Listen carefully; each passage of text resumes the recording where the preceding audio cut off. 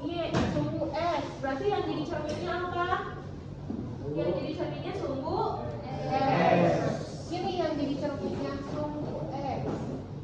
Refleksi terhadap sumbu X. Misalkan ada titik di sini dicerminkan terhadap sumbu X. Titiknya di mana? Di bawah sini. Di bawah sini. Bawah.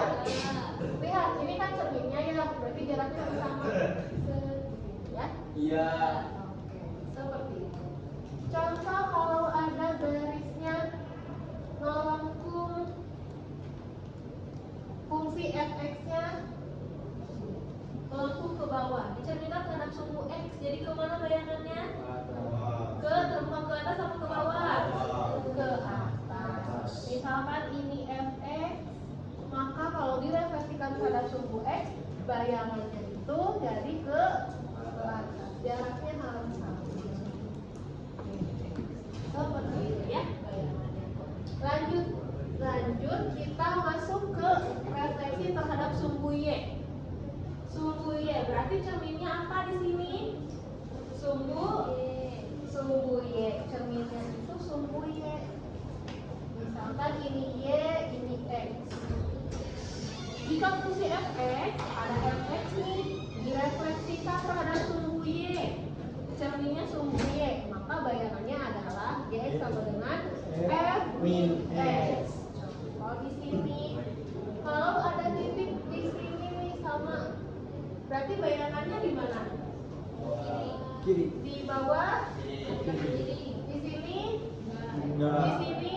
Enggak. Betul. Karena ini jadi refleksi terhadap sumbu y. Kalau misalkan ada garis nih seperti ini garisnya, berarti bayangannya di mana?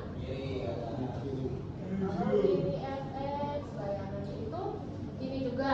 Enggak ya. Kalau seperti ini namanya apa? Geser namanya? Translasi. Geser doang. Nanti kalau pencerminan dan cermin terhadap sumbu y seperti ini. Nah, ya harusnya sama ya sama.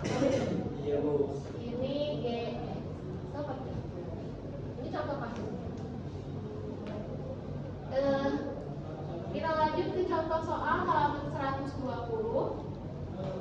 Diketahui fx-nya itu 3x plus 6. 3x, x pangkatnya berapa? Pangkatnya 1. Kalau pangkat 1 akan membentuk garis lurus. Kalau di sini pangkatnya 2, berarti dia bentuknya persamaan kuadrat, melengkung ke atas atau melengkung ke bawah. Kalau x pangkatnya 3, beda lagi.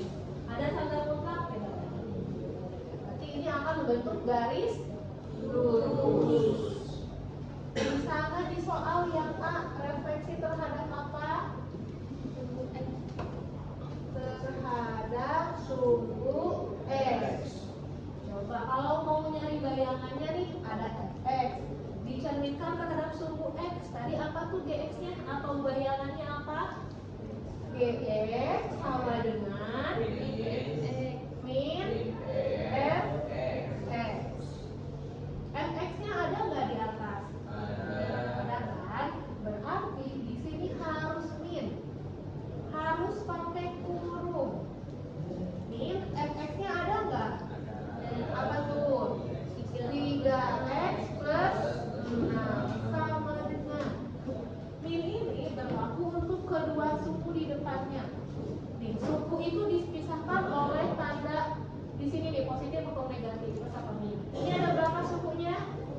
1, 2. Ya. Berarti si negatif ini 3x-nya positif atau negatif? Positif. Negatif kali positif jadi berapa? Negatif. Terus ini negatif kan? Namanya positif atau negatif? Positif kali negatif kali positif negatif. Jadi negatif. Sudah. Lanjut nomor yang B-nya apa tuh? Refleksi terhadap sumbu y.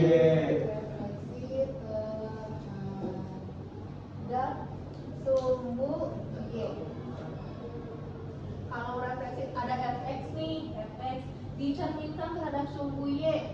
Bayangannya apa? Gx sama dengan F min X. Sama dengan F, fungsi F ada di atas. Apa tuh? 3x plus 6. X-nya ganti pakai yang di dalam kurung ini apa? 3x dalam kurung plus 6. Dalam kurungnya apa di sini? Min X. 3 kali min X min 3x plus 6. Sudah sampai-sampai. Ya, jadi hanya ganti tandanya aja di sini. Kalau misalkan kasusnya itu direfleksikan terhadap sumbu X, kemudian direfleksikan lagi terhadap sumbu Y, berarti pas di sininya pakai yang udah direfleksikan. Kalau dilanjutkan, ya. Kalau misalkan direfleksikan terhadap sumbu koordinat, berarti cari yang sumbu X-nya apa, yang sumbu Y-nya apa, cari dua-duanya. Tapi tidak dilanjutkan, beda lagi kata-katanya. Silakan kerjakan latihan soal